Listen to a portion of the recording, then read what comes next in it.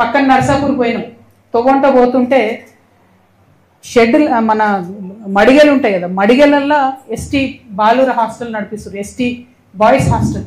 మడిగలు, literally మడిగలు. 5వ తరగతి నుంచి 12వ తరగతి వరకు పిల్లలు ఉంటారు. అంటే ఏంటంటే ఆ మడిగే పక్కకే రోడ్డు పోతుంది, స్టేట్ హైవే, విపరీతమైన స్పీడ్తో వెహికల్స్ పోతుంటాయి. ఆ టీచర్లకు ఎంత కష్టం అంటే ఆ పిల్లల్ని కాపాడుకోవాలి, వాళ్ళు బయటకు పోకుండా. పిల్లలు ఆడతారు, మగపిల్లలు దుందుడుకు ఉంటారు, ఏమైనా అయితే ఎవరు రెస్పాన్సిబిలిటీ? మనకేం అవసరం లేదు. ఎందుకంటే ఆ మడిగలకు ఎక్స్ఎమ్మెల్యే మదన్ రెడ్డి గారికి నెలకు 1,60,000 రూపాయలు కిరాయి వస్తుంది, బాజాప్తా బై చెక్ వస్తుంది.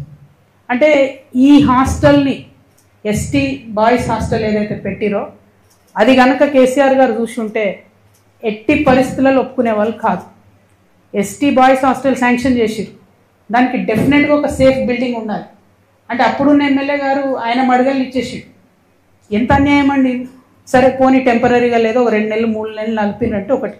5 సంవత్సరాల నుంచి అదే కథ. 5 సంవత్సరాలలో మార్చుకోరాదా? పోనీ 2 నెలలు 3 నెలలు ఐ అండర్స్టాండ్. కానీ 5 సంవత్సరాల తర్వాత కూడా ప్రత్యేకంగా బిల్డింగ్ కట్టించకుండా, లేదు మంచి బిల్డింగ్లోకి మార్చకుండా చాలా అన్యాయం. ఇది చాలా దారుణం. ఇప్పుడున్న ప్రభుత్వాన్నన్నా నేను రిక్వెస్ట్ చేస్తున్నా, ఇమీడియట్గా హాస్టల్ మార్చండి దయచేసి.